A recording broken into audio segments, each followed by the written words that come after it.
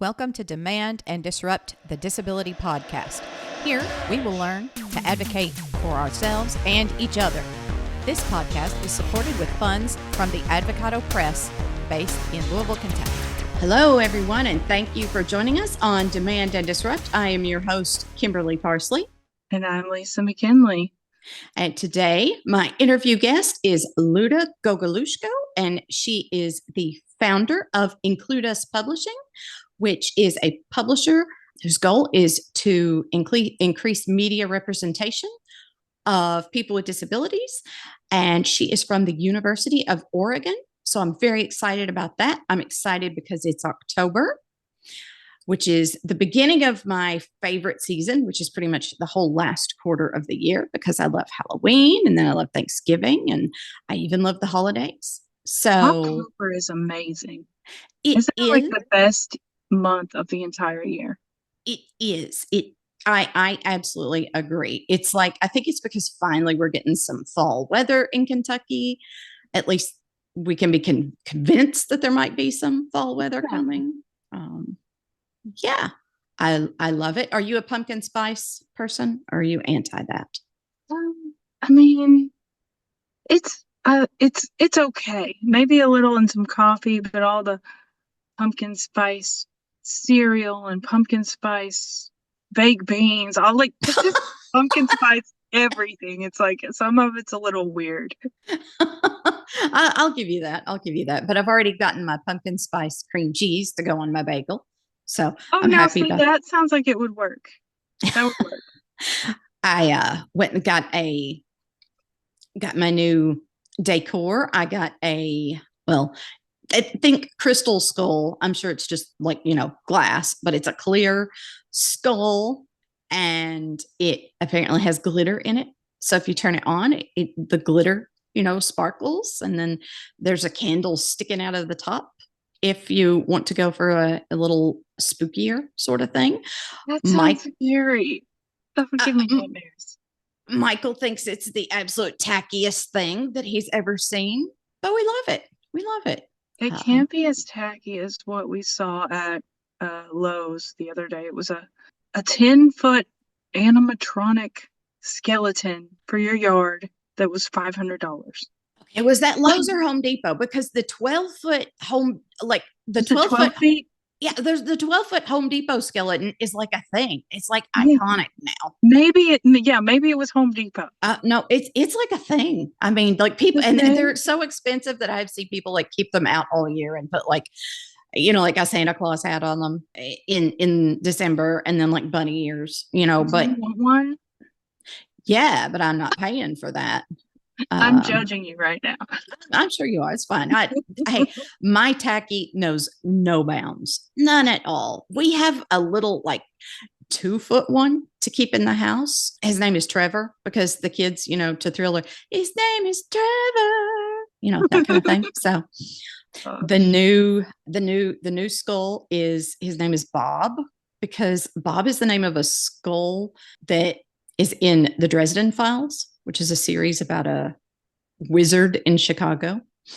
And there's a talking skull whose name is Bob. So the new skull is named Bob. So what do you have? I bet you do classy holiday decorations, don't you? I have a brown hand-spun pottery bowl with little pumpkins and pine cones in it, and a fall wreath. But that's about the extent. See, you're like Pottery Barn, and I'm like, I don't know, Spirit Halloween just threw up in my house or something. So I wish I was more into decorations, but I can set you up with some tacky Halloween. I really can. We did have this witch that would it screamed and cackled and would it was attached to the bucket with the candy in it, and it would grab the candy out, and it was so spooky. I threw it away. I thought it was demonic. Alex brought it home. I'm like, this thing is scaring me. So we have outside, we have the LED lights around the back porch, and not like holiday or anything, just the LED strip of lights around our screened in porch. And Michael was out there doing something with the dog, and because it's Halloween is coming, I turned them, because they're Alexa enabled. I had to whisper her name or else, I'll summon her. But so I changed them. I had Alexa change them to crimson. Change the color of the lights to crimson while Michael was outside with the dog. And he was like, I heard him holler, "That's creepy. Stop it." Oh, Halloween is fun. I miss Halloween. I miss taking the kids trick-or-treating. It was I think one of my most favorite things to do with the kids. So yeah. I like the candy, but I like the adult parts of Halloween. Taking the kids trick-or-treating that was probably my least favorite thing because Oh, really? I loved it. Did you? Oh, that's awesome. Did they get into like dressing up as stuff? Did they do that? Yeah, they dress up, but I mean, they weren't like super, it was like, I'm a procrastinator, so this is well established. We would always get the, whatever costume was left the day before Halloween. So, but just walking around and, listening to their excitement about getting the candy and everything, that was always fun for me. Did you ever do like homemade costumes? Yes, one year, and this was my favorite Halloween of all. David, it was his last Halloween dressing up. He dressed up as a high C fruit box. Oh, wow. Okay. My brother-in-law found a box that had the exact same dimensions as a high C fruit box, except bigger. And okay. cut the hole. And my niece, she painted it orange and she put the nutrition label. She copied it verbatim off the box. And then Patrick put a little hole with a PVC pipe for the straw. It was cool. I mean, people were throwing him fistfuls of candy because this costume was so cool. That's awesome. That is awesome. So we have White Cane Day, which comes up October 15th. And the white cane is symbolic for people who are blind to use. It's to identify us as someone who's blind, as in we didn't walk out in front of you in traffic on purpose, and so please don't run over us. I think most canes most if not all have like a red reflective strip at the bottom, don't they? Yes. So, and I was thinking about this yesterday. You and I were at a meeting and someone was there and she asked, there's something you could put on the end of a white cane. It's called a marshmallow tip. And you use that if you're, if most of your travel is inside it, so you don't like bang, bang, bang against every surface that you touch in the wall. It's just kind of a softer tip. And she said, does anyone know how to get gum off a marshmallow tip off a cane? Yes. And I told her, just throw it away and buy it. So not that expensive. And you don't want to be playing around with somebody else's gum. Somebody else's gum. Yep, exactly. But I mean, that is a problem. I went through cane tips when I was a cane traveler. I went through cane tips like crazy. I mean, because you're just filing them down every second you're using them. You're outside, like on campus. And I walked really fast. I still walk fast. So I was constantly breaking my cane because I would, it's there to protect you in case you run into something. But when you're running into something at high speeds, they kind of sometimes snap. So I've snapped a lot of white canes. They snap or they punch you in the gut. Yes. Yes, when you're going too fast and then the cane stops, but you don't. And then it's a sucker punch for sure. Yep, exactly. So, I was a very confident traveler when I was in college. I'm not so much anymore. And now that I have the balance problems. I feel the same. I feel really, do you? Because, you get out of the habit of it. I mean, mine's not balance issues. It's more so that I'm not in an environment where I'm traveling independently a lot anymore. So I get out of the habit of using the cane. I use it a lot within the, massage school, but even there, I'll lean it up against a wall and just walk around the place without the cane because it's not a very big place. But yeah, I don't feel as confident anymore. And I wish I was, because wasn't it kind of cool to just whip that thing out, whip the cane out and just like take off like you're the boss? I don't think I ever felt like a boss. I You never felt like a boss. No. I was always kind of an apprehensive traveler. I loved having a guide dog.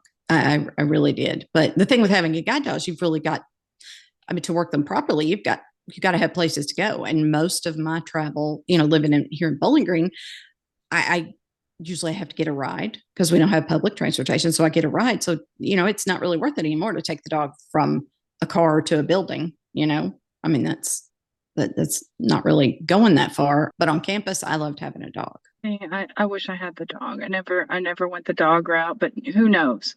But in college, when I had the cane, I almost had like this sense of blind entitlement. Like, this cane will open doors for me. And literally it did. If you walked around and somebody saw you had a cane, you were always getting the doors held open for you until, every once in a while somebody didn't hold the door and you're like, oh, how rude. Don't you see I have a cane? Like, and once, like, my entitlement, it got so bad. So I'm walking down campus with my cane and I'm about at my dorm, and I get on the sidewalk to the dorm, and I'm hauling like walking fast, and I crash into something.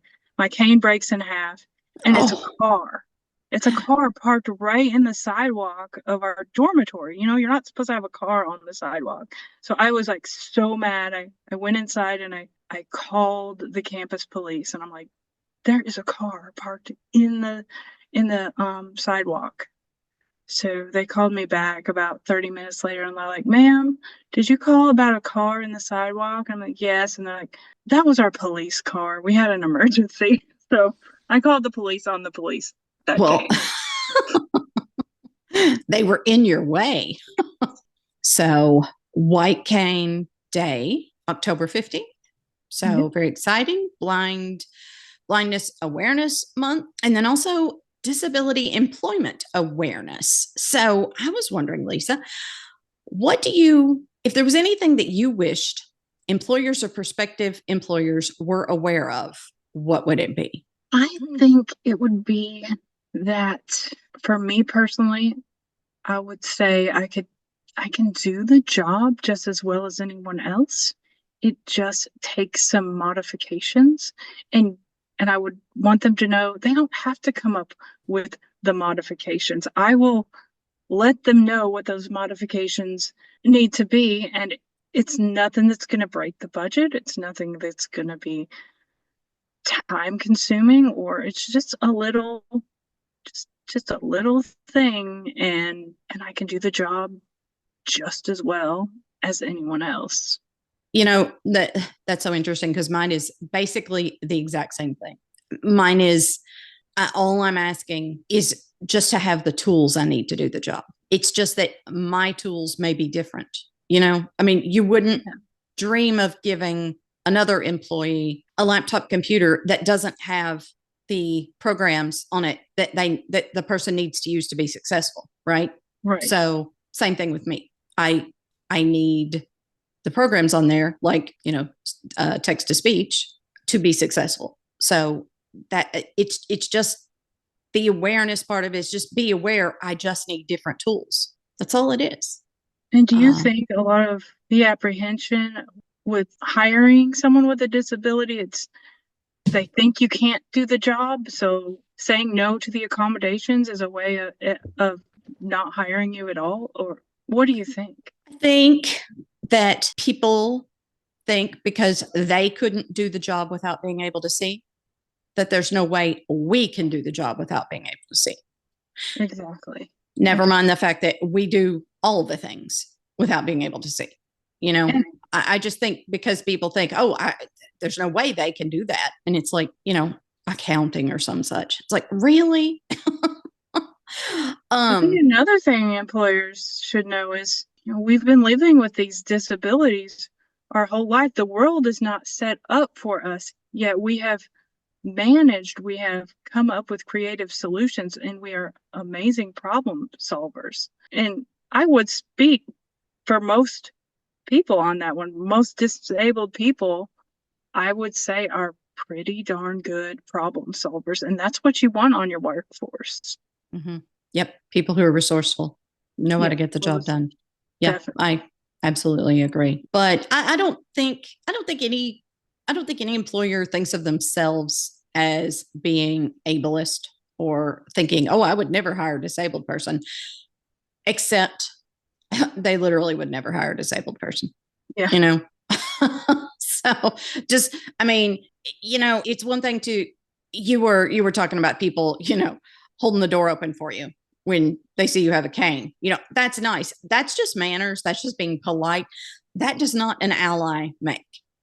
Right. I mean, just because you're nice to disabled people doesn't mean that doesn't make it okay that you aren't hiring somebody.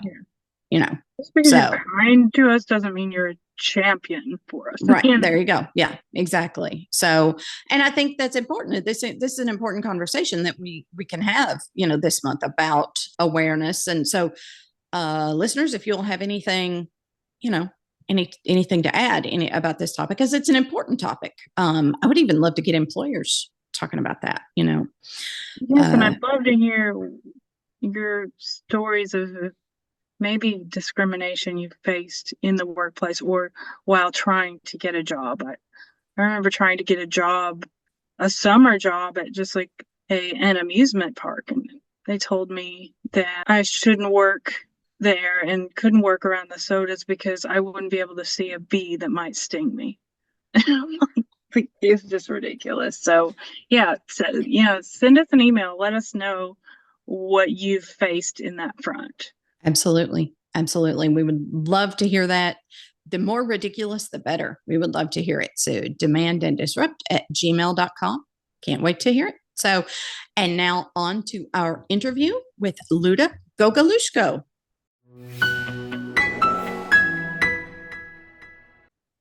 I'm joined today by Luda Gogolushko. She is the founder of Includas Publishing. Hello, Luda. How are you? Hi, I'm good. Thank you for having me. You are most welcome. And I want to let our listeners know that Includas is spelled Includas. Is that correct? Yes, it is. Excellent. So tell me about Includas Publishing. Yeah, so Includas Publishing is really focused on bringing disability representation into books and also supporting authors, interns, staff, editors, and illustrators who may or may not have a disability.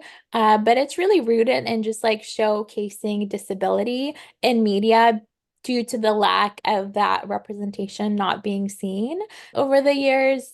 Right now, I think it's being pushed forward a little bit better, but that is really where Includus was born, is to see more authentic, positive representation, especially in children's media, because there's just such a limited amount of that. And if there are representations of disability in media, it always has a tendency to be very harmful or stereotypical and negatively impact disabled people. So that's sort of in a nutshell of what Includus is about and like why it exists. Awesome. And what happened to make you say, I think that something needs to be done about this? Was there any spearhead kind of moment for you? Kind of. I guess 10 years ago, I wasn't sure what I wanted to do with my career. I was finishing college, and it seemed that a lot of people were telling me what I should do, but I didn't really ask myself what I wanted to do. So I just decided that something with stories and something with books kind of brought me peace and joy and the sense of, I guess, safety in regards to world building, a world that I wanted to create, because disability in reality and society, it's a really hard world to live in. So I guess it started with one book, and then it eventually evolved into shaping to be more of a small press, which led to really bringing on different members to be part of the team and authors and illustrators. So it wasn't like one day I was like, I'm going to start a press. It sort of evolved over the years and kind of grew in that respect over time. Mm-hmm. And why a publishing company instead of like lots of people start nonprofits or they go into particular advocacy work? What about the publishing field drew you to that?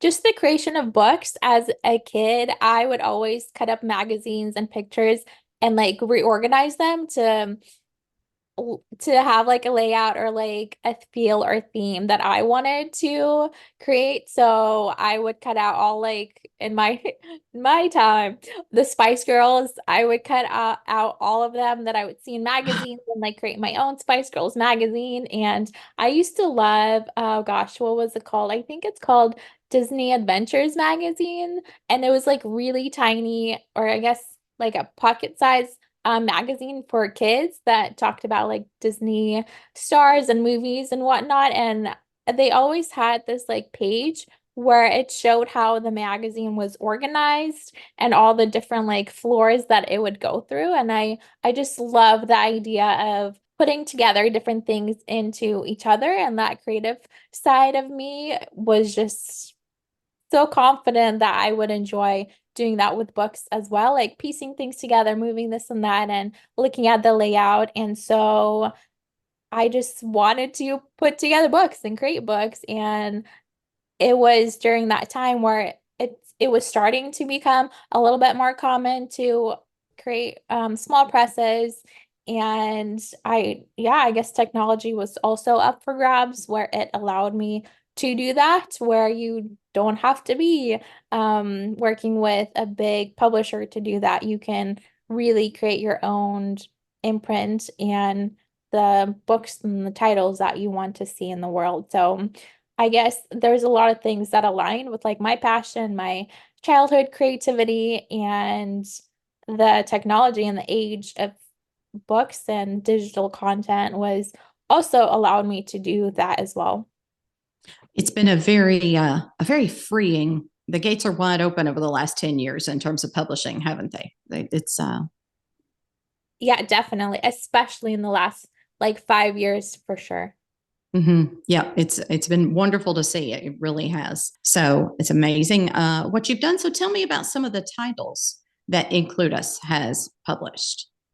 Yeah, so we have a few picture books, and I personally have two. One is called Luda and Chercy, Making Friends. So making friends. So when I was a kid, I gave my wheelchair a name and it was Chercy. And so as a kid, That's awesome. thank you. It was just something that I kind of had to myself, and I didn't really know a lot of other people in wheelchairs except those that I saw at the Muscular Dystrophy Association summer camp, the MD summer camps. And so I really wanted to foster this idea that friendships are friendships, whether you're in a wheelchair or not.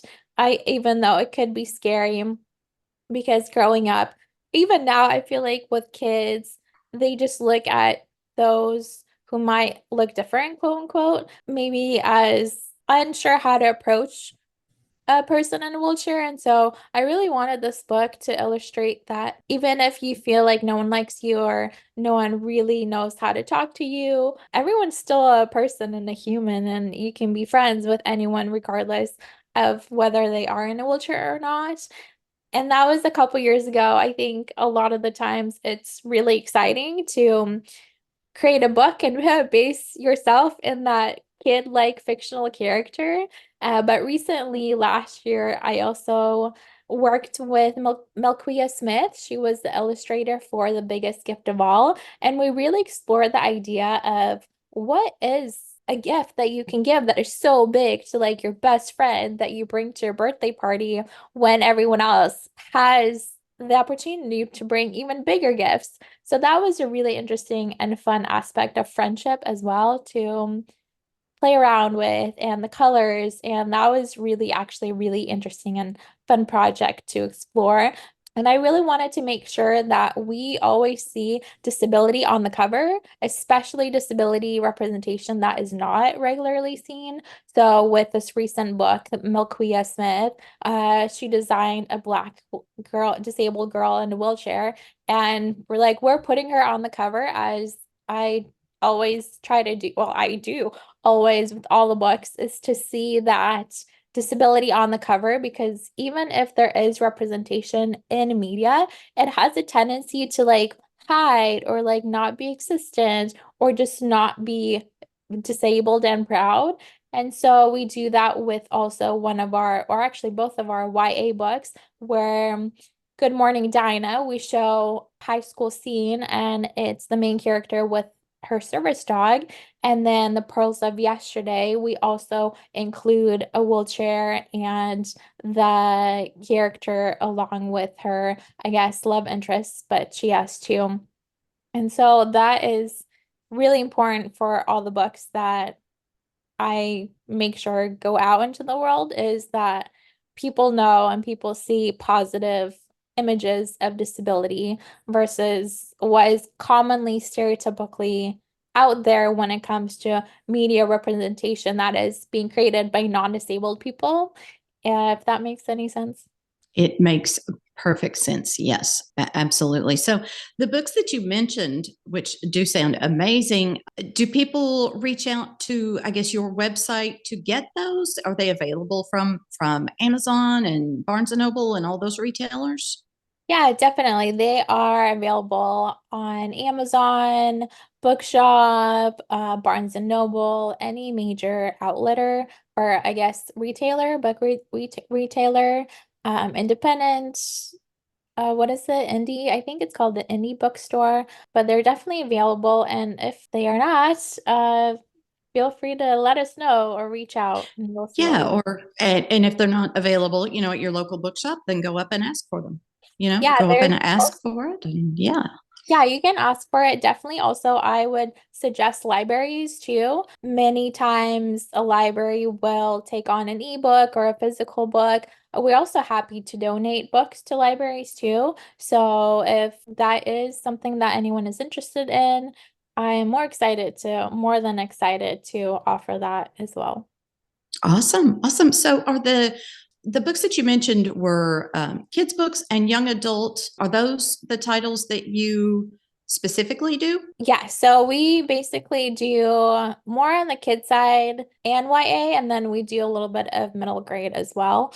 And I would say more maybe 70% is kids related. We also have a coloring book that showcases different activities, disabilities, and just a collection of kid related material that also incorporates a variety of disabled characters in there. That is so important. It is so important to do those kinds of things. And so, one I have to ask about, because this is just the best idea, is the Brides in Wheelchairs wedding planner I Yeah. saw on your website.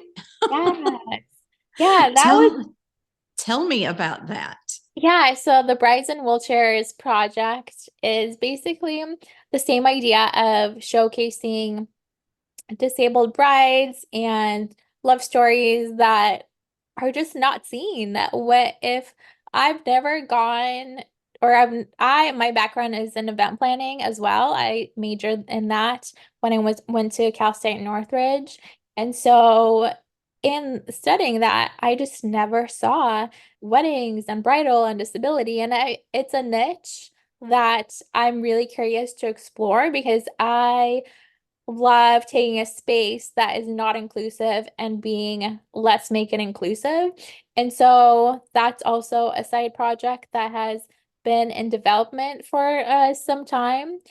But it's the idea of just seeing more representation of disability, especially in the wedding space, because it's so important. Like, it's so important, just representation in general. But overall, like the book is a wedding planner that is designed to be inclusive and disability friendly. So, for example, normal wedding planners, they will ask certain questions, but they won't ask, oh, is there a ramp? Is there a ramp that you can rent out? Like, what are the tips for trying on wedding dresses when you're in a wheelchair? So things that are never considered in wedding planners because we don't see that representation. And so that is really what that project is about, is to bring that notion and awareness and say, put a stamp on the importance of being inclusive. And that includes disability, which is one of the most excluded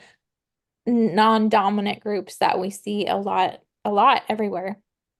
True. And such good ideas in there. Like you talked about, in addition to just making sure that the venue is accessible, but you also talk about like having extra pins to pin up the dress. Yeah. And I love this, the go-kart decorated with the just married sign and stuff. That such great ideas that I'm sure other people have thought of smart things. I am not one of those people. I did not know what I was doing with my own wedding. So, but this would have been great. And I mean, because I'm blind, all those magazines like Bride and Modern Bride and all those, there was just not anything in, there was nothing there for me. They're all glossy pictures and stuff. So, I mean, I had to rely on other people's eyes so much. So, yeah, there is definitely a need in the disability space for that kind of thing. And I'm so glad that you filled it. Wonderful. People should look that up. Yeah, it's a very small little itty bitty project, but I do think you have to plant the seed of what needs to happen, and then hopefully eventually it will grow in some capacity. But if you don't start and you don't plant and you don't try, then it doesn't really have the opportunity or chance to become something bigger, whether that projects the project forward or someone else gets inspired or gets picked up somewhere else. Those things they need to be out there. Yeah. Absolutely. And it's a little project, but somewhere, somebody, maybe someone listening to this is trying to maybe it's a woman who's trying to figure out how big a wedding can she actually do. And she's always wanted the big wedding, but didn't think she could have it. And now she realizes she can. So that's a big thing, a little project, but a big thing for someone, That is true. Yeah. So wonderful. So in terms of media, in terms of representation, how has the media landscape changed since you started Includas? The overall media landscape, I mean, film and TV and books and everything. What would you say? Yeah, wow, I can talk about this is my niche. This is my expertise. This is what I do research in. So I could absolutely talk about this for a long period of time. But I guess in summary, there is this push to create more positive, authentic representation now than there was, I would say, 10, 15, 100 years ago, because we're really seeing disabled communities and organizations push for that change. And that is something that is always been happening. It's disabled people coming together and advocating for change, like pushing for it so hard because everything is against us. And when I say us as a wheelchair user, I see it, I experience it. And so I can see a little bit of change, but also the patterns of stereotypes in stories media that will be really hard to change unless there are disabled people in power. And that is what makes it so hard, is what we're really pushing is to have control of our own representation. So a lot of times disability representation in media is created by non-disabled people. And with that, they take certain images or a lens that really is very one-dimensional or like one characteristic or the stereotypical idea of what they think disabled people or disability representation should look like to appease the non-disabled audiences. And so in that fight of disabled people fighting for their own representation, I just want to put the emphasis of like having someone else tell you how you should be represented. That in itself is like such a problem that I have. And I really hope and I really do think that these little changes and these little organizations and groups and books and films that are starting to really pick up attention will turn the wheel slightly in having disabled people behind the camera, in front of the camera, and having accessibility, having access to that. It is not just, I've heard this so many times, well, we just don't see disabled people in society, so they must not exist and they must not want to be out in the world. And that is so not true, because disabled people are forced into isolation, they're forced into segregation, which plays a lot into media representation, and that is accepted. Like, that kind of manipulation is so accepted into society that no one really in power questions it, because they benefit from the systemic oppression that disabled people face. So I guess to answer your question, that will still exist. But yeah, with technology and the way that the online community of disability has bonded and pushed change forward, I think will only grow. I do have caution looking at AI. That will determine the future of media representation, disability representation, because in a recent study that I did, a lot of the stereotypes came up when I asked, like, oh, can you create a story about disability for a child? And the AI would create certain stories that would include the disabled person didn't have any friends, or they were isolated, or the fact that they had to be an inspiration for the rest of the world. So I think we're in a time where media and representation is like people and advocacy are just we're changing and we're kind of evolving. And so that is probably the biggest change that I've seen in the last just 10 years, or even honestly in the last 2, 3 years. So I'm really curious how VR and these technologies will change the future of how we look at media, how we engage in media, how we understand media, and how we understand representation through media, with all of these changes of like AI writing books, AI creating music and film. And that has been around for a long time, but I think right now is on the crisp of what is this going to look like, because essentially you can manipulate so much data and so much information to create the representation that is desired by basically at your fingertips and at your disposal, and what you want to see, or like what audiences wants to see, especially on social media. I do feel there's a rise in that representation and fighting ableism, but also trying to be authentic, and just that space on social media I do think is also pushing certain narratives or media representations into people's existence to start talking about it. So I feel like there's a lot of different layers to answering how has the landscape in media changed. I do think that news and news framing and journalism still is a little bit outdated in how it frames stories about disability, and who writes those stories, and what stories get picked up, what stories do not. But in regards to books and literature, I do think that will change, that will sway, because there's such an easier access to, you can self-publish a book as well, and it can really skyrocket. So social media and books, I think, will have a huge impact,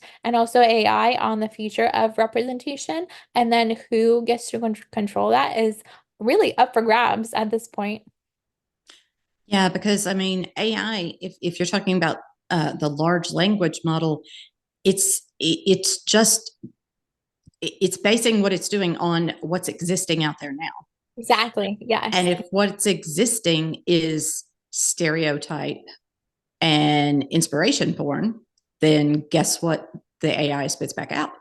Right. Exactly. Yeah. But places like Includas and your blog, your website, those kinds of things, we're putting the good stuff out there too.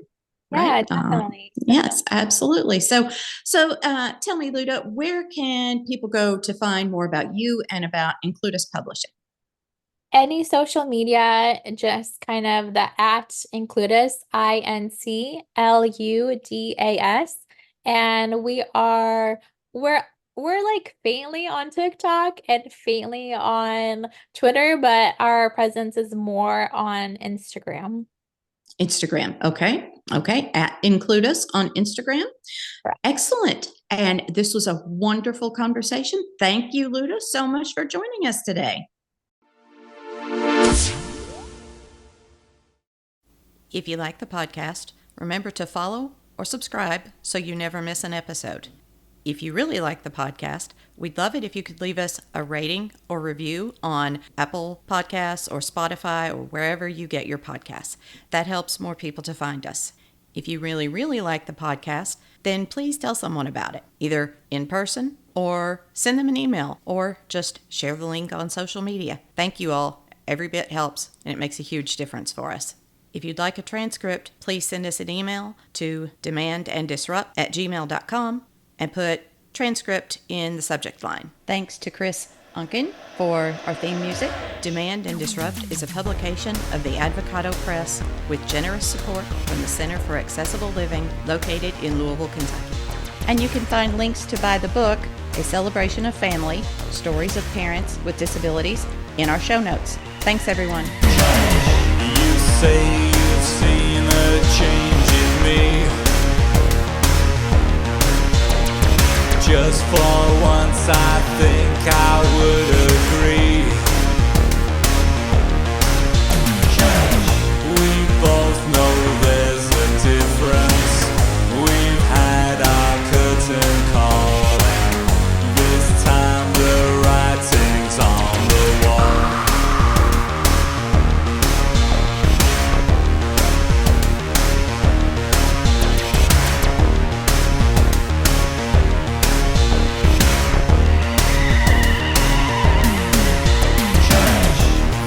War of words we can't defend. Two damaged hearts refuse to mend. This situation's pointless with each and every day. It's not a game we need to play.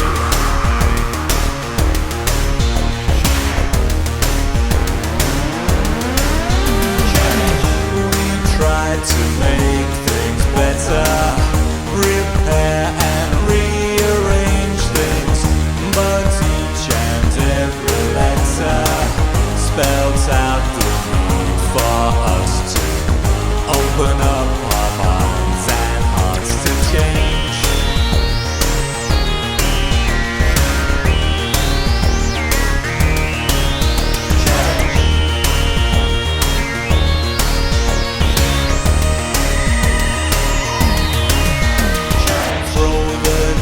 Then what will be, will be.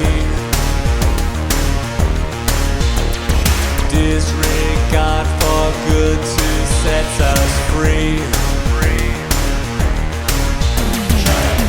There's just no way of knowing if love lives anymore. We'll turn out the light, then close the door.